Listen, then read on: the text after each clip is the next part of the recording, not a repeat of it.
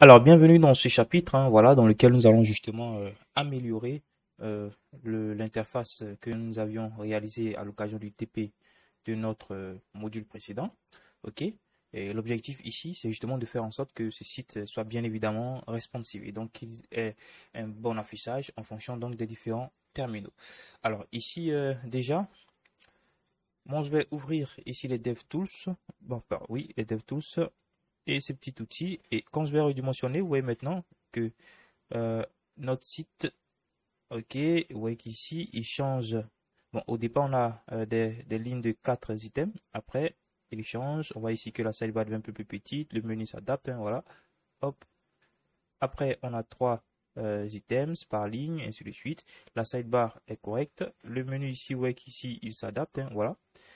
Alors, quand je fais ça, on diminue. Hop, vous voyez qu'ici, après, quand il n'y a pas assez de place, ok. Donc, pour une certaine taille d'écran, et voilà, on affiche 2 items par ligne. Le menu s'adapte toujours. On a eu la sidebar qui a disparu. Et également ça, ok.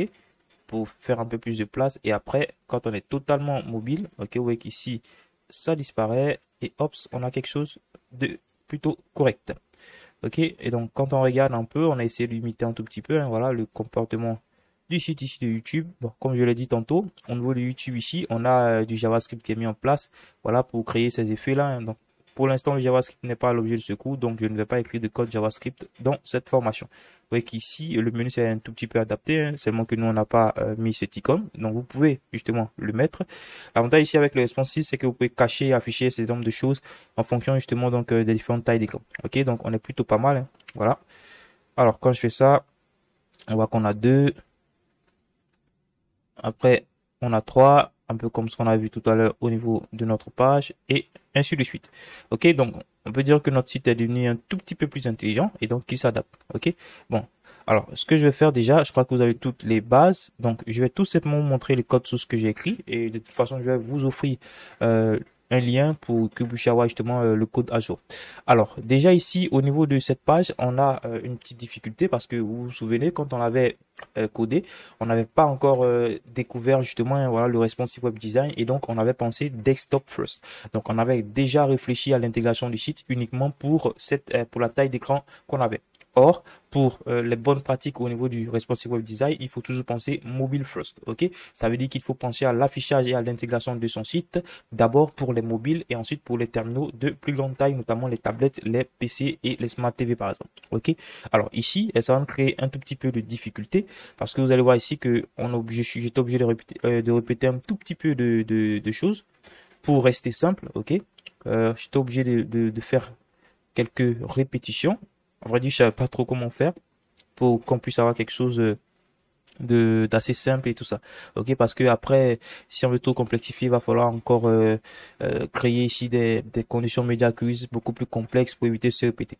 Alors, donc ici déjà, comme je le disais tantôt, je ne vais pas réécrire le code avec vous, mais je vais tout simplement vous montrer le travail que j'ai fait. Alors déjà ici, au niveau de notre section principale, au niveau du menu, alors, vous allez remarquer que j'ai mis un 8 auto pour les sous-sections directes de notre menu, ok? Ça facilite, disons, l'adaptation en termes de taille de nos différentes sections ici, ok? Parce que quand je laissais les tailles de 30, la taille de 30% que j'avais mis, après, c'était un peu compliqué, ok? Pour faire un certain nombre de choses. Bon, j'ai voulu rester simple et donc j'ai tout simplement mis auto. Alors, c'est là l'inconvénient du fait de penser desktop first parce que quand on pense notre site pour le desktop, après, on a des difficultés justement, ou du moins, c'est pas très facile de l'adapter au mobile. Ok, on est obligé de faire cet nombre de répétitions et ainsi de suite. Or, quand on pense mobile first, on a déjà justement une vue d'ensemble sur l'affichage mobile et donc l'affichage des desktops et tablettes. Ok, donc ici, j'ai bien évidemment utilisé les différents points de rupture au niveau de Bulma, ok, pour faciliter les choses. Donc déjà, quand on descend là, point de rupture pour les mobiles. Alors, qu'est-ce que j'ai dit? J'ai dit tout simplement que pour les mobiles, donc pour les tailles d'écran qui ont 768 pixels et moins que ça, ok, je fais disparaître tout simplement notre span branding, ce qui était là, ok. Je fais disparaître également la search bar, comme vous le voyez ici. Quand je fais ça, hop, quand on est jusqu'à 768 pixels, vous voyez qu'ici la barre de recherche disparaît. Et puis également le petit mot que j'avais ici mis, fake branding, disparaît également. Et donc, c'est ce que j'ai dit. Donc, pour les tailles d'écran, donc de 760 pixels et moins, ok. Donc, on fait disparaître ça. Également, le width auto, parce que si par exemple, je mets un 10%, ok, pour dire que je vais prendre moins d'espace, ça va créer donc, ouais, ici cet effet-là, ok. Donc, j'ai mis tout simplement auto pour que justement la taille de nos sections directes ici, donc ces sections-là, soit automatique en fonction bien évidemment du contenu qui est disponible à l'intérieur de ces sections. Donc là, c'est OK. Alors ensuite, qu'est-ce que j'ai fait? Bien évidemment, sidebar, OK, la sidebar ici qu'on avait, cette sidebar là, ici, j'ai tout simplement fait disparaître, mais également, j'ai fait disparaître ça. OK, vous voyez qu'ici, grâce au responsive, on peut justement faire disparaître et apparaître un certain nombre de choses. Alors maintenant, à ce niveau, remarquez que lorsqu'on vient ici au niveau donc des mobiles, ok, donc des tailles de mobiles, on a le contenu qui s'affiche totalement sur une seule colonne. Bien évidemment, c'est ce que j'ai dit. J'ai dit que pour ces dimensions-là, je veux justement que notre content ici, donc notre content catalogue tout en bas, ok, ça, ce qui contient justement les items de catalogue, je veux qu'il soit justement sur une seule colonne, ok, comme vous le voyez ici. Après, j'ai tout simplement fait disparaître les menus tags, comme je disais ici. Alors, j'ai également réduit le nombre de boutons ici, hein, parce qu'après, on avait un peu trop de d'éléments de boutons, ok, ici à ce niveau, et quand ça dépassait, ça faisait un peu plus d'espace. Comme je l'ai dit, il faut du JavaScript pour ajouter un tout petit peu d'interaction, et donc le JavaScript n'est pas l'objet de ce cours.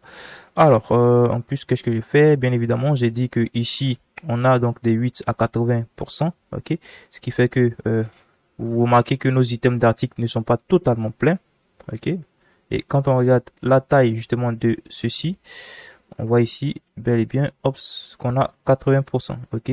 Si je fais ça, vous voyez qu'ici, il va en fait conserver la taille que j'ai définie, donc tout en dehors justement de la media accuracy. Ok. Et quoi d'autre? Donc si par exemple je dis 90% d'éléments par an, vous allez voir ici, hop, qu'il va remplir un peu mieux. Donc libre à vous de choisir la taille que vous voulez. Hein. Voilà. Donc, en gros, ce qui se passe, c'est quoi? C'est que si vous avez, quand on regarde là, vous allez remarquer que je me suis répété un tout petit peu. Donc, ça, c'est tout pour ce qui concerne les mobiles. Hein. Là, effectivement, pour les écrans qui sont entre 769 et 1023, donc les tablettes, j'étais obligé justement, ok, donc quand on arrive à, hop, ça, ok, effectivement, j'étais obligé justement de répéter un certain nombre de choses pour garder la barre, la sidebar cachée et donc le menu de tag ici caché. Alors, du coup, c'est ce que je disais tantôt. Quand on pense desktop first, après on a des difficultés pour adapter donc au mobile. Donc, en pensant mobile first, c'est beaucoup plus facile. Ok. Donc, j'étais obligé de répéter par exemple que le branding est à none, et, que ça est à auto, que ça est à display none et ainsi de suite. Ok, donc également ça et tout ça. Donc vous voyez qu'ici, je suis obligé de répéter un certain nombre de choses.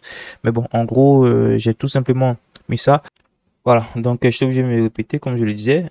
Donc si je faisais pas ça, hop, imaginons que j'enlève, ok, et que je fais ça, vous allez voir qu'ici que effectivement il ne va pas cacher les différents éléments. C'est tout à fait normal puisque étant donné que ce test est vrai pour ces différentes tailles d'écran, il va charger uniquement la feuille de style qui est à l'intérieur justement de la media queries ici à ce niveau. Ok. Donc, vous remarquez néanmoins qu'il y a un certain nombre de mises en forme qui sont gardées par défaut, notamment les mises en forme des items ici à ce niveau, des boutons et ainsi de suite. Tout simplement parce que ces mises en forme ont été donc définies en dehors de toutes les médias queries. Ok, donc il les charge par défaut et ensuite il effectue des tests justement pour pouvoir récupérer les mises en forme supplémentaires qui sont au niveau des médias queries. Ok, donc étant donné que la mise en forme qui cachait donc le branding et l'input se trouvait ici au niveau de cette media queries. Ok, ça, ce n'est vrai que pour cette media queries. Donc, j'étais obligé de répéter, ok, pour effectivement appliquer les mêmes modifications. Bien évidemment, si on avait pensé mobile first, on allait éviter ce genre de problème. Alors, ici, qu'est-ce que j'ai dit? Hop, après, je dis maintenant que quand on arrive au niveau des desktop, vous voyez qu'ici, je dis une vis à 32%. Donc, on est à 32%, 32, ça fait un peu plus de 80, ouais, ça fait 80, 30, 30, 90, 32, ça fait 96, donc c'est partage justement l'espace restant. Ok, donc n'oubliez pas effectivement que j'ai tout simplement mis une vis de 90 pixels ici, parce que si je ne faisais pas ça, ça allait être un tout petit peu coincé avec ça. Ok, donc hop, vous voyez qu'ici, mais bon, c'est plutôt pas mal. Ok, donc en gros, c'est un peu ça. Il faut justement donc penser mobile first pour éviter un certain nombre de problèmes. Alors, n'oubliez pas également que tous les styles qui ont été, ou du moins toutes les règles CSS qui ont été définies en dehors des médias queries seront chargées, quel que soit le terminal justement sur lequel donc la page s'affiche. Ok, et après il faut juste le média, ou du moins le terminal, va faire les tests les médias queries, les tests des conditions au niveau des médias queries pour justement récupérer donc, de façon sélective les mises en forme supplémentaires.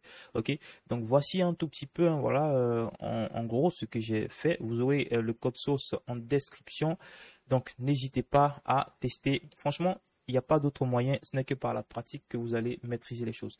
Alors moi, ce que je vous recommande, hein, voilà, moi je fais ça avant même de faire la vidéo parce que pour gagner un tout petit peu de temps et justement pour vous pousser à pratiquer.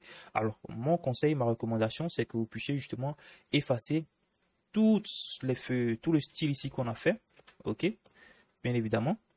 Bien évidemment, vous pouvez garder juste le code HTML et ainsi de suite, mais effacez tout le code CSS et reprenez justement donc la mise en forme CSS en pensant cette fois mobile first, en pensant justement la mise en forme ou du moins en pensant l'intégration de la page web en mobile first, c'est-à-dire pour les mobiles d'abord et ainsi de suite. Vous allez voir que vous allez éviter beaucoup de choses.